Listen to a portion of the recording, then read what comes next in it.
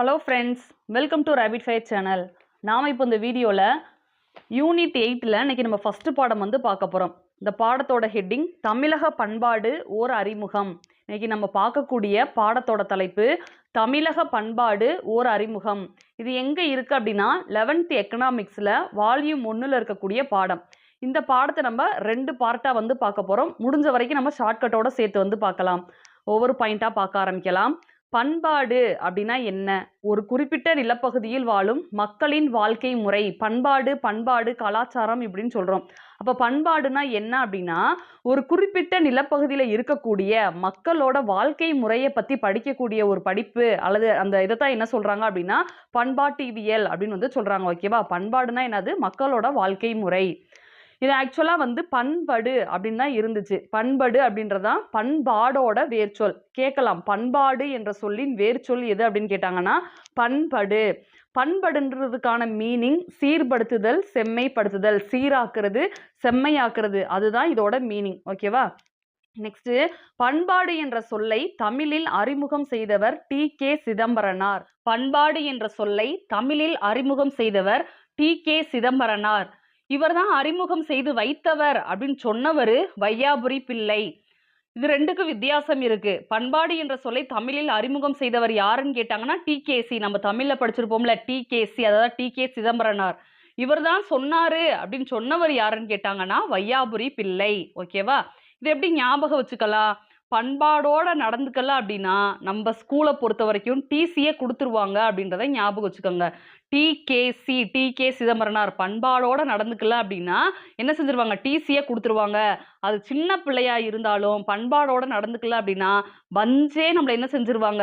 நம்மளுக்கு டிசி கொடுத்துருவாங்கன்னு ஞாபகம் வச்சுக்கோங்க. ஓகேவா? டிசி, வையாபுரி பிள்ளை ரெண்டையும் ஞாபகம் வச்சுக்கணும். நெக்ஸ்ட், ஒரு கூற்று இருக்கும். நல்ல வழிமுறைகளை பின்பற்றி பண்பாட்டில் சிறந்து உயர்ந்தவர் அப்படின்னா டி.கே. சிதம்பரனார். ஓகேவா? டி.கே. சிதம்பரனார். இது கூற்றுல கேட்ட ஒரு கொஸ்டின். நெக்ஸ்ட் 3தையும் பாருங்களேன். உலகம் என்பது உயர்ந்தோர் மேற்றே. இங்க உயர்ந்தோர் அப்படின்பது பண்பாடு உடையவர் அப்படின்னு சொல்லி அர்த்தம். உயர்ந்தோர் அப்படின்னு இங்க கொடுத்திருக்கிறது பண்பாடு உடையவர். இந்த வார்த்தைகள் இடம்பெற்றிருக்கக்கூடிய இலக்கியம் அப்படின்னு பார்த்தோம்னா தொல்காப்பியம். என்னது? தொல்காப்பியம். இப்படி ஞாபகம் வச்சுக்கோங்க. இந்த உலகத்துல பண்பாடு உடையவங்க அல்லது உயர்ந்தோர் இல்லை அப்படின்னா அது ரொம்ப தொல்லையா போயிரும். ஓகேவா? உலகத்துல உயர்ந்தோர் அப்படின்றவங்க இருக்கணும். அப்படி இல்லை அப்படின்னா தொல்லையா போயிரும். ஞாபகம் வச்சுக்கணும். நெக்ஸ்ட், பண்பெனப்படுவது பாடறிந்து ஒழுகுதல். அதாவது நல்ல வழிமுறைகளை பின்பற்றி வாழ்தல் அப்படின்றது இதுக்குரிய அர்த்தம். நல்ல வழிமுறைகளை பின்பற்றி வாழ்தல். இது எப்படி ஞாபகம் வச்சுக்கலாம்? ஃபர்ஸ்ட், இது எந்த நூல்ல இடம்பெற்றிருக்கக்கூடிய சென்டென்ஸ் அப்படின்னு பார்த்தோம்னா கலித்தொகை. பண்பெனப்படுவது பாடறிந்து ஒழுகுதல் அப்படின்றது கலித்தொகை. இது எப்படி ஞாபகம் வச்சுக்கலாம்? ஒழுகுறது, ஒரு கிண்ண நிறைய நம்ம களியை போட்டு வச்சோம் அப்படின்னா அப்படி நெம்பி வலியுதுன்னு ஞாபகம் வச்சுக்கோங்க. ஓகேவா? ஒழுகுதல், பண்பெனப்படுவது பாடறிந்து ஒழுகுதல்னு சொல்றது கலித்தொகை. களி அப்படியே நிறைஞ்சு அப்படியே ஒழுகுது அப்படின்ற மாதிரி ஞாபகம் வச்சுக்கோங்க. நெக்ஸ்ட், பண்பு உடையார் பட்டுண்டு உலகம். திருக்குறள். அதாவது பண்பு உடையவரால் உலகம் இயங்குகிறது அப்படின்னு சொன்னவர் திருவள்ளுவர். ஓகேவா? பண்பு உடையவரால் தான் உலகம் இயங்குகிறது என கூறியவர் திருவள்ளுவர். திருக்குறள்ல எப்படி சொல்லியிருக்காரு?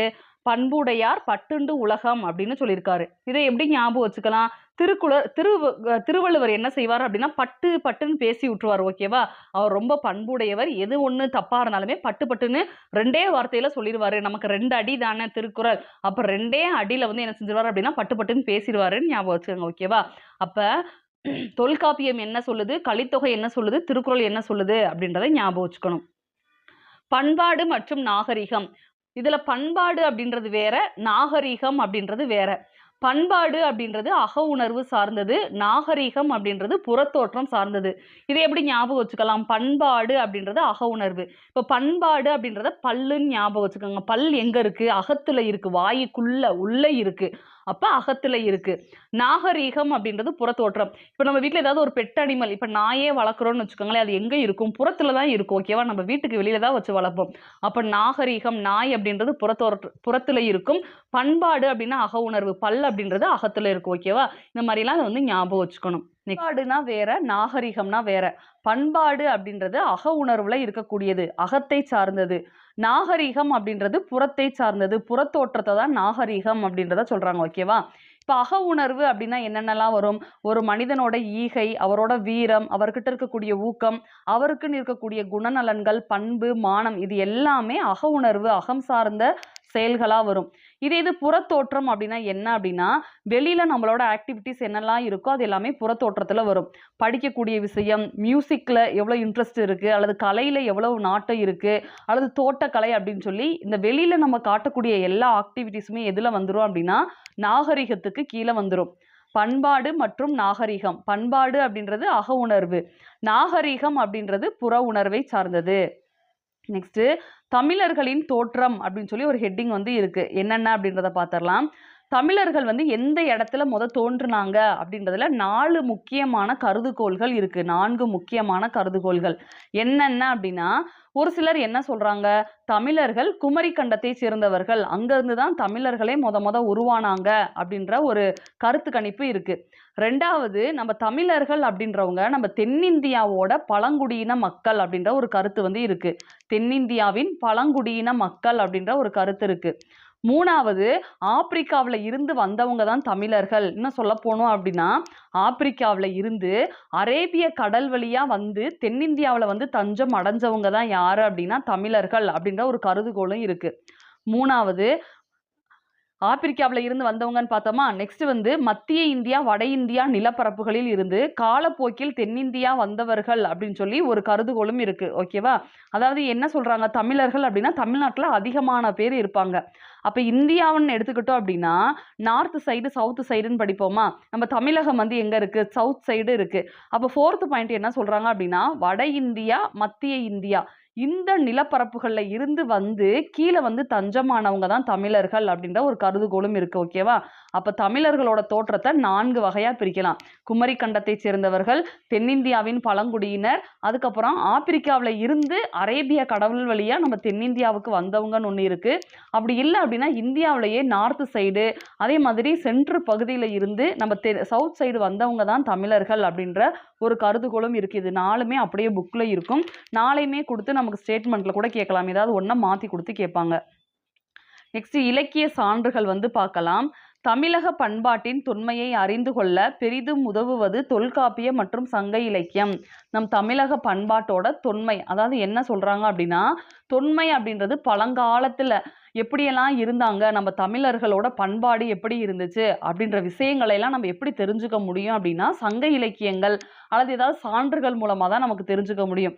அதில் மெயினாக சொல்லக்கூடிய 2 புக்கு எது அப்படின்னா தொல்காப்பியத்தை தனியாகவும் சங்க இலக்கியங்களை ஒன்றாவும் வந்து சொல்றாங்க. சங்க இலக்கியம் அப்படின்றப்ப எந்த காலகட்டத்தில் இருந்து எந்த காலகட்டம் வரைக்கும் அப்படின்னு சொல்லி ஒரு முக்கியமான பாயிண்ட் வந்து இருக்கு. சங்க இலக்கியங்களோட காலம் அப்படின்னா கிறிஸ்து பிறப்புக்கு முன்னாடி 3ல இருந்து கிறிஸ்து பிறப்புக்கு பின்னாடி 3 வரைக்கும் இந்த காலகட்டத்தை சங்க இலக்கியத்தின் காலம் அப்படின்னு சொல்லுவாங்க. கிமு 3 முதல் கிபி 3 வரை. நெக்ஸ்ட் தொல்காப்பியத்துல நம்ம படிச்சிருப்போம். தொல்காப்பியத்துல எழுத்து, சொல், பொருள் அப்படின்னு சொல்லி 3 அதிகாரம் இருக்கு. ஓகேவா? தொல்காப்பியர் இப்ப எப்படி திருக்குறள்ல வந்து 133 அதிகாரங்கள் இருக்கு அப்படின்னு சொல்லி படிக்கிறோமோ அதே மாதிரி தொல்காப்பியத்துல 3 அதிகாரங்கள் இருக்கு. என்னென்ன அதிகாரம்? எழுத்து, சொல், பொருள் அப்படின்னு சொல்லி 3 அதிகாரம் இருக்கு. இந்த எழுத்தும் சொல்லும் எதை பத்தி அதிகமா சொல்லுவோம் அப்படின்னா நம்ம தமிழ் மொழியை பத்தி அதிகமா இந்த எழுத்தும் சொல்லும் அப்படின்னு அதிகாரங்கள் பேசும். அதாவது தொல்காப்பியத்தை 3 தான் பிரிக்கிறாங்க. அதிகாரங்களா 3 அதிகாரம். எழுத்து, சொல், பொருள்.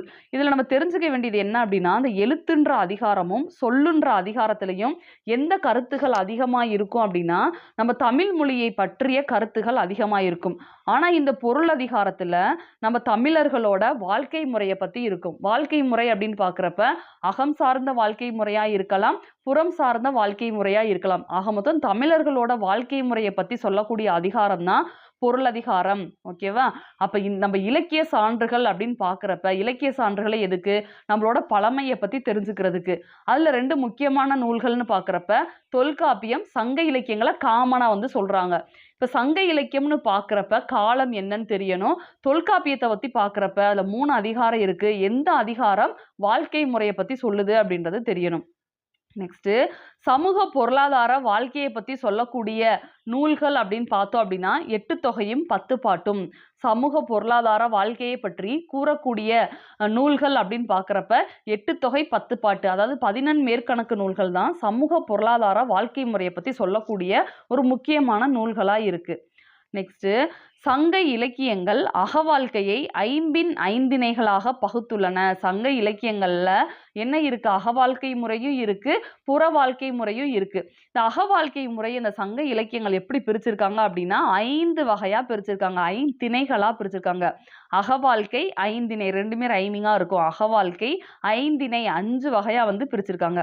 5 திணை அப்படின்றது நமக்கு தெரியும். என்னன்னது? குறிஞ்சி, முல்லை, மருதம், நெய்தல், பாலை. இந்த 5ஐ என்ன சொல்லுவாங்க அப்படின்னா அன்பின் 5 திணைகள்னு சொல்லுவாங்க. இந்த 5 திணைகளையும் அன்பின் 5 திணைகள் அப்படின்னு சொல்லுவாங்க. நெக்ஸ்ட் யாதும் ஊரே யாவரும் கேளீர். இந்த கூற்று யாரோடது அப்படின்னா கணியன் பூங்குன்றனாரோடது. இது நமக்கு ரொம்பவே அடிக்கடி கேட்ட கொஸ்டின். டிஎன்பிசில முன்னாடிலாம் அடிக்கடி கேட்கக்கூடிய ஒரு கொஸ்டின் அப்படின்னா யாதும் ஊரே யாவரும் கேளீர், இது யாரோட கூற்று, இது எந்த நூல்ல இருக்குன்னு கேட்பாங்க. புறநானூறுல இருக்கக்கூடிய பாடல் வரிகள். இதோட ஆசிரியர் கணியன் பூங்குன்றனார். நெக்ஸ்ட் சேர மன்னர்களின் வணிகை முறை, ஆட்சி சிறப்பு, போர்த்திறம், கொடைத்திறம் இவற்றை பற்றி கூறக்கூடிய ஒரு நூல் எது அப்படின்னா 10. சேர மன்னர்களை பத்தியே சொல்லக்கூடிய ஒரு நூல் எது அப்படின்னு கேட்டாங்கன்னா 10. ஓகேவா? இப்ப இதெல்லாம் எப்படி ஞாபகம் வச்சுக்கலாம்? சேர மன்னர்களை பத்தியே சொல்லக்கூடிய ஒரு நூல் 10. அப்ப சேர்க்கிறது எவ்வளவா சேர்க்கிறாங்க? 10 சேர்க்கிறாங்க. 10 சேர மன்னர்கள் சேர்க்கிறது. சேர அப்படின்றது சேர்க்கிறது எவ்வளவா 10 சேர்க்கிறாங்க. யாதும் ஊரே யாவரும் கேளீர் எப்படி கேட்கலாம்? எந்த ஊருக்கு போனாலும் பூவா தான் இருக்கும் அப்படின்ற மாதிரி ஞாபகம் வச்சுக்கோங்க. புறத்துல பாக்குறப்ப புறநானூறு தானே, புற வெளிகள்ல பாக்குறப்ப பூவா இருக்கும். பூங்குன்றனார். ஓகேவா? யாதும் ஊரே, எந்த ஊருக்கு போனாலும் புறம் ஃபுல்லா பூவா இருக்குன்ற மாதிரி ஞாபகம் வச்சுக்கோங்க. நெக்ஸ்ட் மதுரையின் சிறப்பு, வைகை ஆற்றின் சிறப்பு, முருகன் திருமால் தெய்வங்களை வழிபட்ட முறை இவற்றை பற்றி கூறக்கூடிய நூல் எது அப்படின்னா பரிபாடல். மதுரையோட சிறப்பை பத்தி சொல்லக்கூடிய நூல்கள் நிறைய இருக்கு. பரிபாடல்லையுமே மதுரையோட சிறப்பு இருக்கு. மதுரை அப்படின்னு வர்றப்ப வைகை ஆத்தோட சிறப்பை பத்தியும் சொல்லக்கூடிய ஒரு முக்கியமான ஒரு நூல் பரிபாடல். இது மட்டும் இல்லாம முருகன் திருமால் தெய்வங்களை வழிபட்ட முறையை பத்தி சொல்றது எது? பரிபாடல். இதெல்லாம் எப்படி ஞாபகம் வச்சுக்கலாம்? மதுரை வைகை அப்படின்றப்ப நம்ம சேர்த்தே படிச்சுக்கலாம். எப்படி ஞாபகம் வைக்கலாம் அப்படின்னா துறை இருக்காங்கல்ல, அதாவது ஆங்கிலேயர்களை நம்ம துறைன்னு சொல்லுவோம்ல, அவங்க நம்ம கிட்ட இருந்தக்கூடிய வளங்களை எல்லாம் பறிச்சுட்டாங்க. ஓகேவா? அப்போ மதுரை அப்படின்னாலே பறிக்கிறது அப்படின்ற மாதிரி ஞாபகம் வச்சுக்கோங்க. துறைகள் நம்மளோட வளங்களா பறிச்சாங்க. முருகன் திருமால் தெய்வங்களை வழிபட்ட முறையை பத்தி சொல்லக்கூடியதும் பரிபாடல். முருகனுக்கும் திருமாலுக்கும் நிறைய பாடல்கள் இருக்கு. ஓகேவா? அந்த மாதிரி ஞாபகம் வச்சுக்கணும். அப்போ பாடல் அப்படின்னு சொல்லி பாக்குறப்ப எல்லாமே 10, புறநானூறு, அகநானூறு இந்த மாதிரி தான் வரும். பாடல்னு சொல்லி இந்த ஒரு இலக்கியத்துக்கு தான் நம்ம ஸ்பெஷலா சொல்றோம். அப்போ முருகன் திருமால் தெய்வங்களை வழிபட்ட முறை, முருகனுக்கும் திருமாலுக்கும் பாடல் பாடுறோம். என்ன பாடல்? பரிபாடல். நெக்ஸ்ட் 10 பாட்டில் உள்ள 5 நூல்களையும் என்ன சொல்லுவாங்க அப்படின்னா ஆற்றுப்படை நூல்கள்னு சொல்லுவாங்க. அதாவது 10 பாட்டு நூல்ல 10 நூல்கள் இருக்கு. அதுல ஒரு 5 நூல்களை ஆற்றுப்படை நூல்கள்னு சொல்லுவாங்க. ஆற்றுப்படை அப்படின்னா என்னது? வழி நடத்தக்கூடிய நூல்கள் அல்லது வழி நூல்கள் அப்படின்னு சொல்லி அர்த்தம். 6th புக்ல ஓல்டு தமிழ் புக்ல கூட 6 அப்படின்றதுக்கு நிறைய மீனிங் கொடுத்துருப்பாங்க. 6ன்ற நம்பர் அல்லது ஓடக்கூடிய ஒரு நீர்ப்பரப்பு, 6ன்றது ஒரு வழி அப்படின்னு சொல்லி நிறைய அர்த்தம் கொடுத்துருப்பாங்க. ஒரு 4 அர்த்தம். 6 அப்படின்னா ஆற விடு, ஒரு பிரச்சனையை ஆற விடுன்னு சொல்லுவாங்களா, அதாவது தனியே விடுறது. அப்ப 4 அர்த்தம் இருக்கு 6க்கு. இங்க என்ன சொல்லியிருக்காங்க? ஆற்றுப்படை அப்படின்னா என்ன அப்படின்னா வழி நடத்தக்கூடிய நூல்கள். ஆற்றுப்படை நூல்கள்னா வழி நூல்கள். 6னால என்னன்னு ஒரு அர்த்தம் இருக்கு, வழின்னு ஒரு அர்த்தமும் இருக்கு. அதாவது பாதை, வழி நடத்தக்கூடிய நூல் அப்படின்னு சொல்லி அர்த்தம். நெக்ஸ்ட் ஒரு பாடல் இருக்கு. அது எந்த நூல் அப்படின்றத நம்ம படிக்கணும். ஆற்றிடை காட்சி உரளத் தோன்றி பெற்ற பெருவளம் பெறார்க்கு அறிவு நீ சென்று பயன் எதிர சொன்ன பக்கமும். இது எந்த ஒரு நூல்ல இருக்கு அப்படின்னா தொல்காப்பியத்துல இருக்கு. தொல்காப்பியத்துல இருக்கக்கூடிய பாடல் வரிகள். ஆத்துக்கு இடையில போனா என்னதான்? நமக்கு தொல்லைதான். ஓகேவா? ஆற்றுக்கு இடையில போனா தொல்லை. அப்ப தொல்காப்பியம் அப்படின்னு சொல்லி ஞாபகம் வச்சுக்கணும். நெக்ஸ்ட் நிலவளம், காதலின் சிறப்பு இவற்றை பற்றி சொல்லக்கூடிய நூல் குறிஞ்சிப்பாட்டு, முல்லைப்பாட்டு. ஓகேவா? நம்ம குறிஞ்சி, முல்லை, மருதம், நெய்தல், பாலை அப்படின்னு சொல்லி 5 நிலங்களை படிச்சிருப்போம். அதுல நிலவளத்தை பத்தியும் காதலோட சிறப்பை பத்தியும் சொல்லக்கூடிய நூல்கள் 2, குறிஞ்சிப்பாட்டும் முல்லைப்பாட்டும். ஓகேவா? நம்ம பாடல் அப்படின்னு பார்த்தது பரிபாடல். இது பாட்டுன்னு இருக்கு. ஓகேவா? அதெல்லாம் போட்டு குழப்பிக்க கூடாது. பாடல் யாருக்கு பாடுறோம்? முருகன் திருமால். அது பாடல். ஓகேவா? இது குறிஞ்சிப்பாட்டு, முல்லைப்பாட்டு. இதுல என்ன சொல்றாங்க அப்படின்னா, நிலவளம். இங்க நிலம் வந்து நல்லா இருக்கும். காதலோட சிறப்ப பத்தி சொல்லக்கூடியது. இப்ப குறிஞ்சி அப்படின்னா என்னது? மலையும், மலை சார்ந்த இடமும். முல்லை அப்படின்றது காடும், காடு சார்ந்த இடம். மலைக்கு மேல அப்படியே காடா இருக்கிற மாரி இமேஜின் பண்ணிக்கங்க. இந்த இடமே எப்படி இருக்கும்? இந்த என்விரான்மென்ட்டே நல்லா இருக்கும். அப்ப இங்க வந்து நம்ம படத்துல எல்லாம் பார்க்கிறப்ப, இந்த இந்த மாரி இடங்கள்ல எல்லாம் வந்து நெறைய பாடல்கள்லாம் எடுப்பாங்க. அப்ப காதலின் சிறப்பை சொல்லக்கூடிய இடங்களா இருக்கக்கூடியது குறிஞ்சி, முல்லை. ஓகேவா? நெடுநல் வாடையில எந்த மாரி விஷயங்கள் அதிகமா பகிரப்பட்டிருக்கு அப்படின்னா, காதல் கூட்டல் வீரம். நெடுநல் வாடையில சொல்லப்படக்கூடிய விஷயங்கள் காதலும், வீரமும். இந்த நெடுநல் வாடை பாண்டிய மன்னன் போருக்கு வந்து போயிருப்பாரு. இங்க அரசமாதேவி என்ன செய்வாங்க? பாண்டிய மன்னனுக்காக வெயிட் பண்ணி ஏங்குவாங்க. அதாவது நெடுநல் வாடையில வந்து ஒரு இதுவுமே இருக்கும். என்ன அப்படின்னா, இது அகம் சார்ந்த நூலுன்னு சொல்லுவாங்க, புறம் சார்ந்த நூலுன்னு சொல்லுவாங்க, அகமும் புறமும் சேர்ந்த நூலுன்னு சொல்லுவாங்க. ஏன் அப்படின்னா, ஒரு சைடு அரசமாதேவியோட காதல பத்தியும், ஒரு சைடு பாண்டிய மன்னனோட அந்த போர்ல வந்து நம்ம ஜெயிக்கணும் அப்படின்ற ஒரு வீரத்த பத்தியும் சொல்லியிருப்பாங்க. அப்ப காதலும், வீரமும் சேர்ந்து வரக்கூடியது எது அப்படின்னா, நெடுநல் வாடை. மன்னன் போருக்கு போனப்ப அரசமாதேவி என்ன செய்வாங்க? ரொம்ப தொலைவுல வந்து இருப்பாங்க. ரொம்ப நெடுந்தொலைவு இருப்பாங்க. ஓகேவா? அப்ப காதல் வீரத்தை சொல்லக்கூடிய ஒரு நூல் அப்படின்னா நெடுநல் வாடை. நெக்ஸ்ட் மதுரை காஞ்சி. மதுரை காஞ்சியில என்ன சிறப்பு இருக்கு அப்படின்னா, பாண்டியன் நெடுஞ்செழியனோட சிறப்ப பத்தி சொல்லியிருப்பாங்க. மதுரை அப்படின்னாலே பாண்டியர்களை பத்தினது. அப்ப பாண்டியன் நெடுஞ்செழியனோட சிறப்ப பத்தி சொல்லக்கூடிய நூல் மதுரை காஞ்சி. ஓகேவா? இதுல காஞ்சி அப்படின்னா என்னன்னா, நிலையாமைய பத்தியும் சொல்லியிருப்பாங்க. என்ன நிலையாமை? பாண்டிய மன்னன் என்னென்ன கடமையெல்லாம் மக்களுக்கு செய்யணும் அப்படின்ற செய்திகளுமே இதுல வந்து இருக்கும். ஓகேவா? நெக்ஸ்ட் முட்டா சிறப்பின் பட்டினம் என அழைக்கப்படக்கூடிய அந்த வார்த்தைகள், அந்த சென்டென்ஸ் வந்து எதுல இருக்கு அப்படின்னா, பட்டினப்பாலை.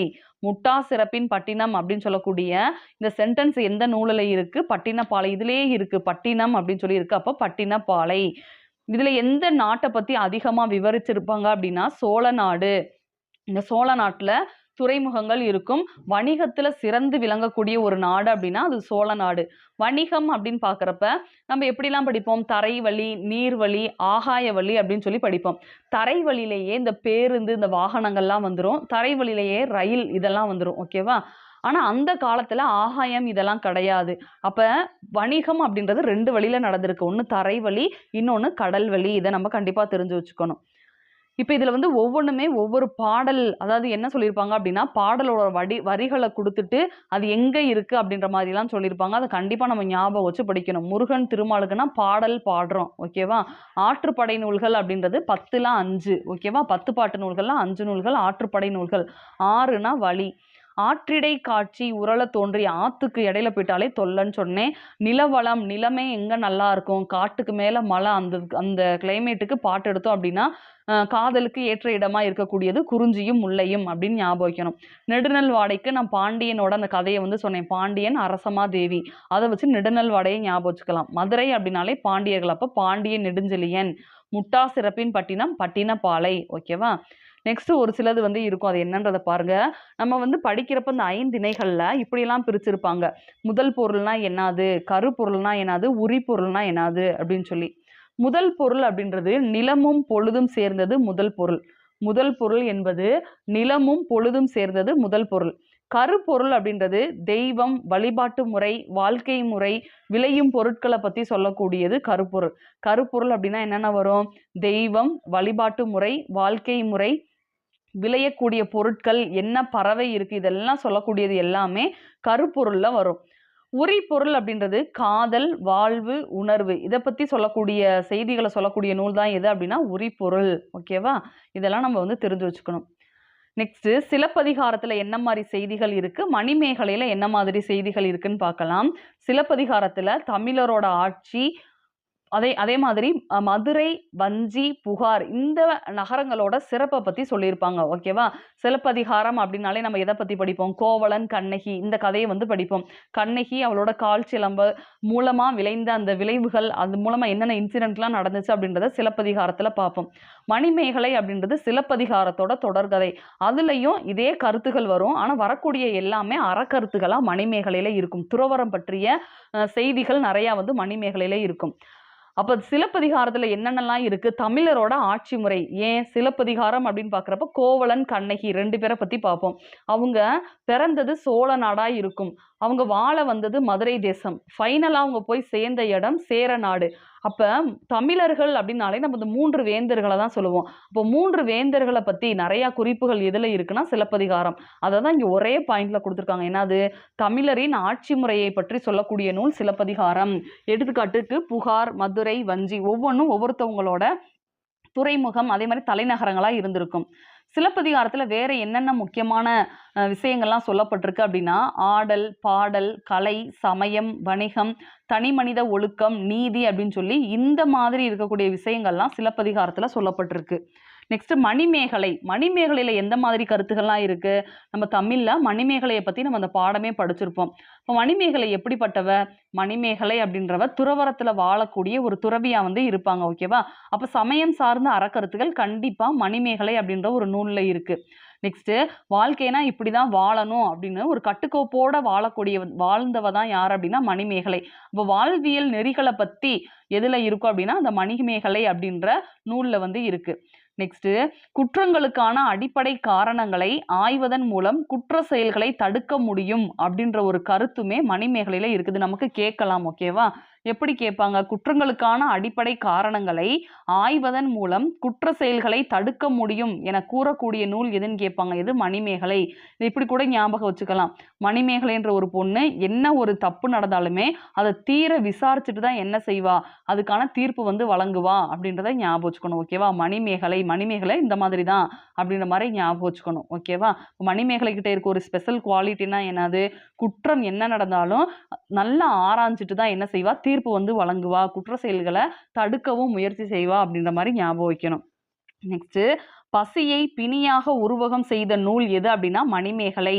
பசியை பிணியாக உருவகம் செய்த நூல் மணிமேகலை. ஓகேவா? இதுல நம்ம பார்த்துருப்போம்ல, மணிமேகலை கிட்ட அந்த அமுத சுரபி கிடைக்கும். அந்த அமுத சுரபியை வச்சு என்னென்னலாம் செய்வாங்க, அதை எடுத்துட்டு போய் ஆதிரைட்ட முத அந்த பாத்திரத்துல பிச்சை வாங்குவாங்க.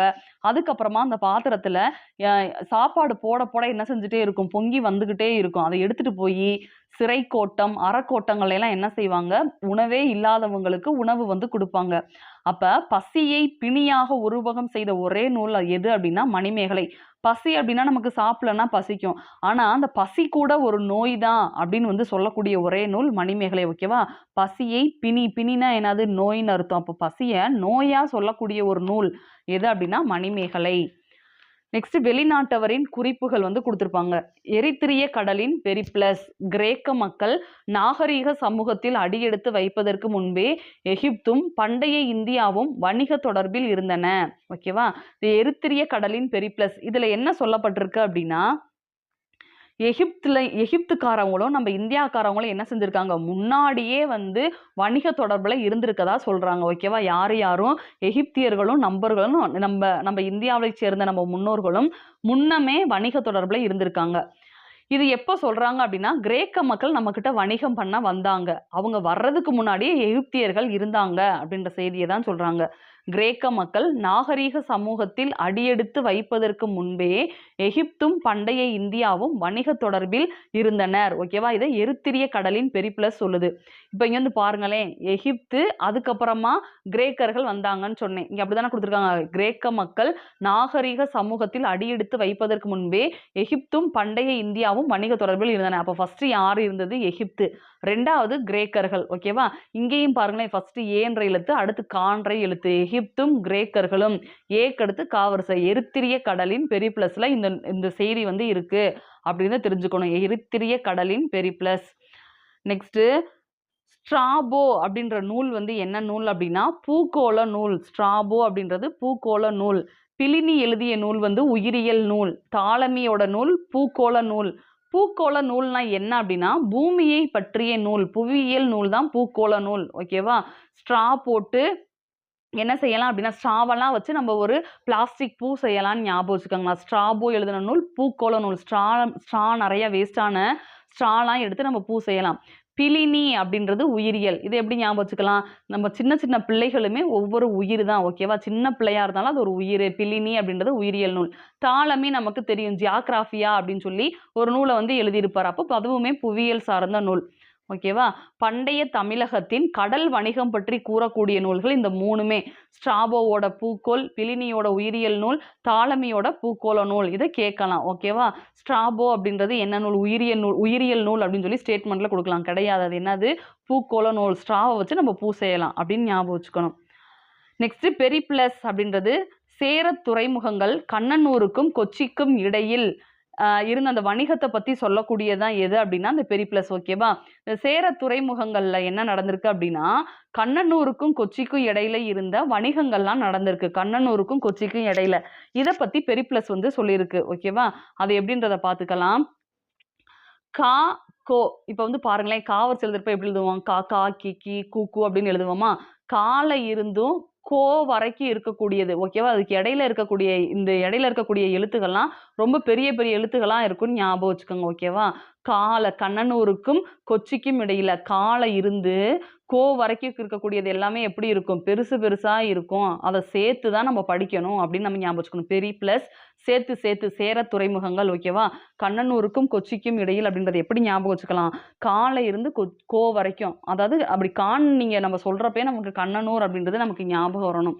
கண்ணனூருக்கும் கொச்சிக்கும் இடையில சேர துறைமுகங்கள் அந்த வணிகத்தை பத்தி சிறப்பான செய்திகளை பெரிப்ளஸ்ல சொல்லியிருக்காங்க. அப்ப கால இருந்து கோ வரைக்கும் இருக்கக்கூடிய எழுத்துக்கள் பெருசா இருந்தாலும் அதை நம்ம என்ன செய்யணும்? சேர்த்து சேர்த்து படிக்கணும் அப்படின்னு ஞாபகம் வச்சுக்கணும். நெக்ஸ்ட் அரேபியா கிரேக்கத்திலிருந்து நாவாய்கள் அதாவது கப்பல்கள் முசிறியில் அதிகம் இருந்தன. இப்ப நம்ம வணிகம் பண்றோம்.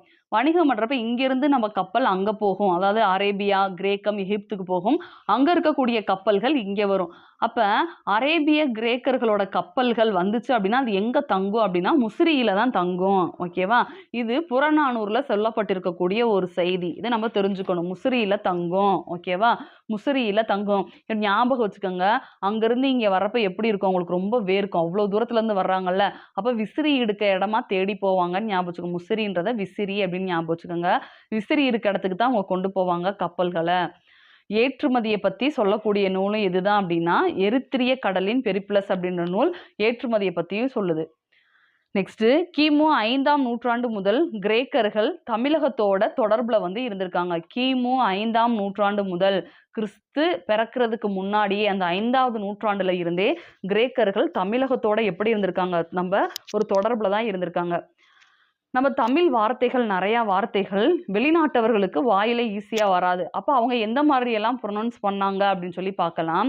அரிசி அப்படின்றத கிரேக்கர்கள் அரிசா அப்படின்னு சொல்லியிருக்காங்க. எல்லாமே ஒரே பேரா தான் இருக்கும். இதுக்கெல்லாம் ஷார்ட்கட் அப்படின்றதே தேவையே இல்லை. அரிசி அப்படின்றது அரிசா. கருவா அப்படின்றது கார்பியன். கருவாவா அவங்க கார்பியன் சொல்லுவாங்க. நம்ம இஞ்சி அப்படின்னு சொல்றத ஜிஞ்சி போராஸ், அதாவது ஜிஞ்சர் அப்படின்னு நம்ம சொல்லுவோம்ல, ஜிஞ்சி போராஸ் அப்படின்னு வந்து சொல்லுவாங்க. பிப்பாளி அப்படின்றத பெர்பெரி, பிப்பாளின்னு சொல்லாம பெர்பெரி.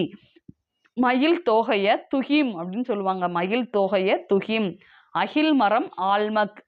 அகில் மரம் ஆல்மக். இது எல்லாமே பாருங்களேன் பேருக்குள்ளேயே இருக்கிற மாதிரி தான் இருக்கும். பாவரிச பெரிபரி, இஞ்சி ஜிஞ்சிபர், கருவா கார்பியன், அரிசி அரிசா, அகில் ஆல்மக். இந்த மயில் தொகை தான் துகிம்னு இருக்கு. வித்தியாசமா வேற வேற எழுத்துகளா இருக்கு. மயிலோட தொகை எங்கேயாவது கிடைச்சா நம்ம என்ன செய்வோம்? தூக்கிட்டு வந்துருவோமா? மயில் தொகை எங்கேயாவது காட்டு பக்கமோ வயல் பக்கமோ போறப்ப கிடைச்சா நம்ம என்ன செஞ்சுட்டு வந்துருவோம்? தூக்கிட்டு வந்துருவோம். இதை ஒன்றை மட்டும் ஞாபகம் வச்சாலே நமக்கு மீதியெல்லாம் ஈஸியா ஞாபகமா தான் இருக்கும். நெக்ஸ்ட் தமிழர்களும் அவங்களோட வார்த்தைகளை ரோமர்கள் எந்த மாதிரி பயன்படுத்தினாங்க அப்படின்னு சொல்லி பார்க்கலாம். தொண்டி அப்படின்றது திண்டிஸ், தொண்டி திண்டிஸ். முசிறி அப்படின்றது முசிரீஸ், முசிறி முசிரீஸ். பொற்காடு அப்படின்றது பகரி, பொற்காடு அப்படின்றது பகரி. குமரி அப்படின்றத கொமாரி அப்படின்னு சொல்லி யூஸ் பண்ணியிருக்காங்க. குமரி அப்படின்றது கொமாரி. கொற்கை அப்படின்றது கொல்சாய், கொற்கை அப்படின்றது Kolchoi. Nagapattinam Nikama, Nagapattinam Nikama. Kaveri Poompattinam Camara, Kaveri Poompattinam Camara. Puducherry Poduke, Puducherry Poduke. Marakkanam Sopatma, Marakkanam Sopatma. Masulipatnam Masalia, Masulipatnam Masalia. இதில் எல்லாமே நமக்கு அதே மாதிரி தான் இருக்க மாதிரி இருக்கும். கொமரி கொமாரி, கொற்கை கொல்சாய். நாகப்பட்டினம் நாவரிசையிலே வருது.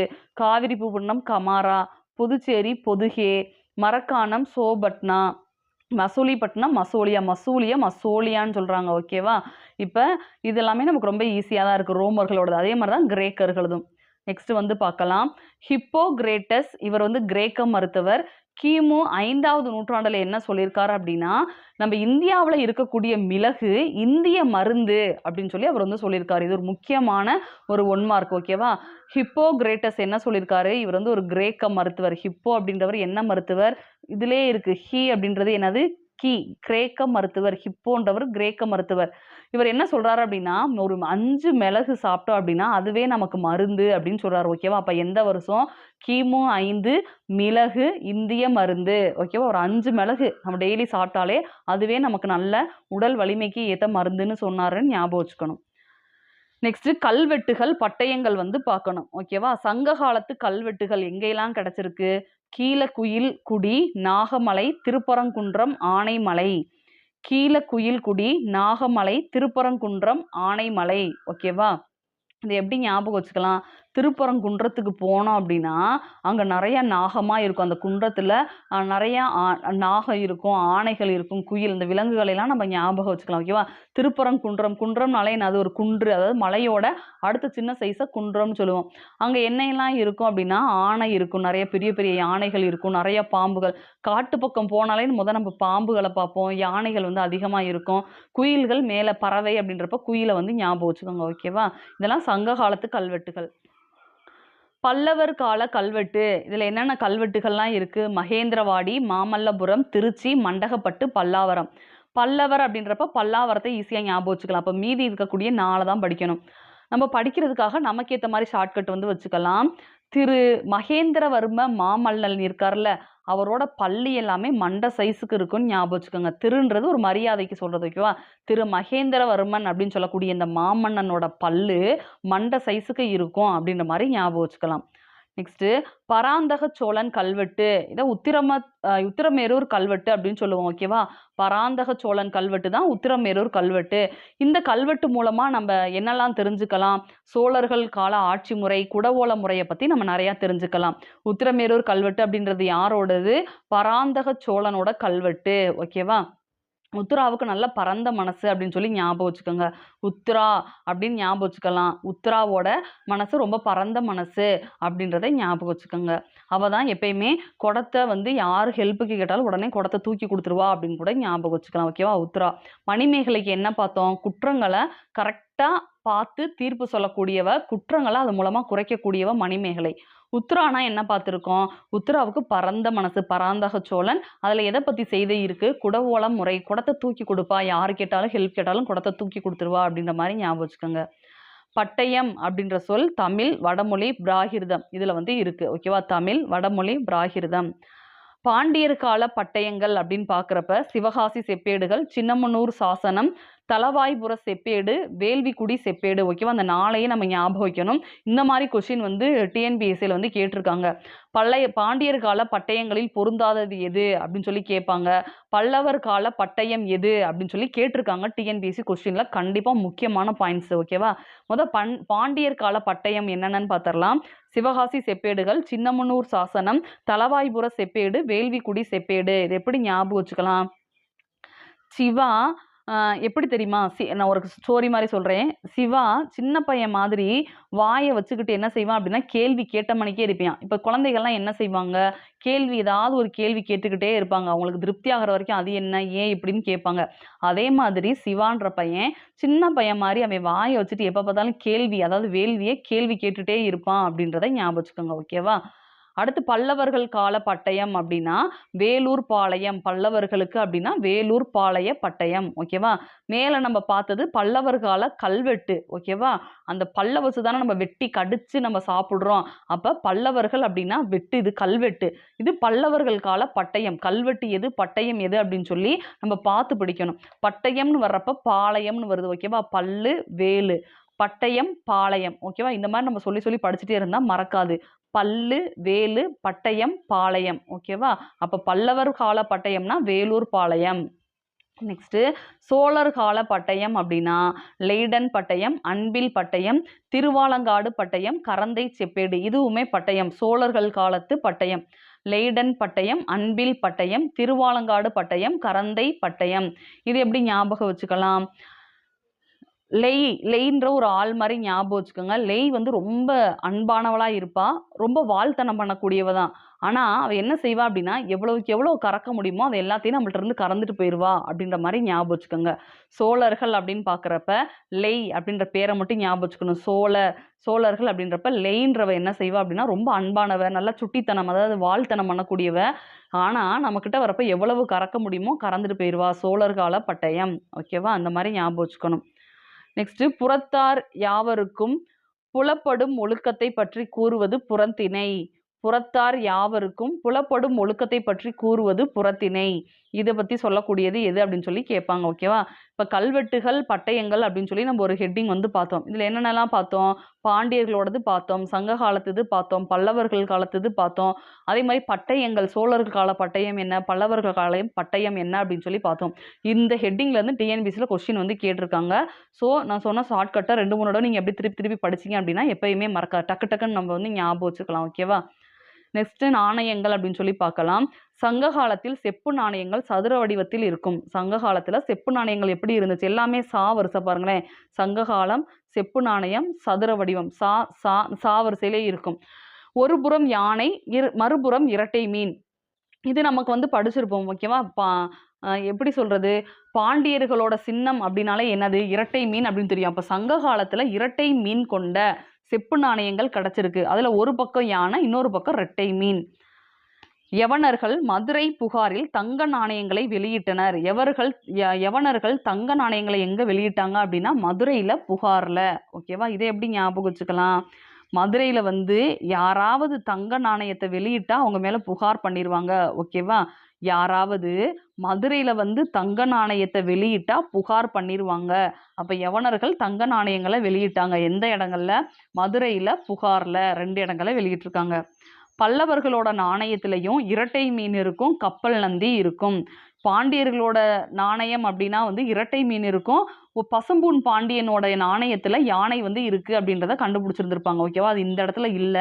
நமக்கு 11th 12th புக்ல வந்து அது இருக்கும். 11th 12th ஒரு புக்ல வந்து பசும்பூன் பாண்டியனோட நாணயத்துல யானை வந்து இருக்குன்னு கொடுத்துருப்பாங்க. பல்லவர்களோட நாணயத்துல நந்தி, கப்பல் நந்தி இருக்கும். அதே மாதிரி இரட்டை மீன் வந்து இருக்கு. நெக்ஸ்ட் முதலாம் ராஜராஜன் காலத்தில் நாணயங்களில் புலி, இரட்டை மீன் காணப்பட்டது. பாருங்களேன். அப்ப இரட்டை மீன் வந்து நிறைய பேரோட சிம்பிள்ஸ்ல வந்து இருக்கு. முதலாம் ராஜராஜ சோழனர்களால யாரு? புலி. அப்ப புலியோட சேர்ந்து இரட்டை மீனுமே இருந்திருக்கு. முதலாம் ராஜராஜன் காலத்தில் நாணயங்களில் புலி, இரட்டை மீன் காணப்பட்டது. ஓகேவா? பாண்டியவர்களை அடக்கி வலிமை பெற்றவர். அதனால இரட்டை மீனை அவரோடதுல வந்து போட்டிருக்காரு. அதை தான் வந்து சொல்றாங்க. 2ஆம் வரகுணனின் தங்க நாணயம் கிரந்த எழுத்தில் அவருடன் பெயருடன் காணப்பட்டது. 2ஆம் வரகுண பாண்டியன் நம்ம ஒருத்தர படிச்சிருப்போம். அவர் வெளியிட்ட தங்க நாணயம் கிரந்த எழுத்தில் அவருடைய பெயருடன் காணப்பட்டது. கிரந்த எழுத்துல இருந்திருக்கும். ஓகேவா? அதை தான் இங்க சொல்லியிருப்பாங்க. வர கிரந்த. ஓகேவா? வர கிர அப்படின்னு ஞாபகம் வச்சுக்கோங்க. வர கிரந்த எழுத்தில் காணப்பட்டது யாரு அப்படின்னா வர அப்படின்னு சொல்லி நம்ம ரைமிங்கா படிக்கணும். நெக்ஸ்ட் நினைவு சின்னங்கள் கொடுத்துருப்பாங்க. அந்த பாடத்துல என்னன்றதை பார்த்துடலாம். மகேந்திரவர்மனின் மண்டகப்பட்டு கல்வெட்டில் மரம், செங்கல், மண், சுண்ணாம்பு கொண்டு கோவில்கள் சங்க காலத்திலும் களப்பிரர் காலத்திலும் கட்டப்பட்டதாக குறிப்பிடப்பட்டுள்ளது. எப்ப? மகேந்திரவர்மனோட மண்டகப்பட்டு கல்வெட்டுல இதை வந்து சொல்லியிருக்காங்களாம். ஓகேவா? மகேந்திரவர்மனோட மண்டகப்பட்டு கல்வெட்டுல என்னென்னலாம் சொல்லியிருக்காங்க? அதாவது கோவில் வந்து கட்டியிருக்காங்க. அதே மாதிரி நினைவு சின்னங்கள் இருக்குது. எல்லாமே மரத்தை வச்சு, செங்கலை வச்சு, மண்ணை வச்சு, சுண்ணாம்பு வச்சு கட்டியிருக்காங்களாம். நெக்ஸ்ட் நிலவியல் கூறுகள் அப்படின்னு சொல்லி கொடுத்துருக்காங்க. நிலவியல் கூறுகள் வடவேங்கடம் முதல் தென்குமரி வரை. வடவேங்கடம் முதல் தென்குமரி வரை. இது எப்படி கொடுத்துருக்காங்க?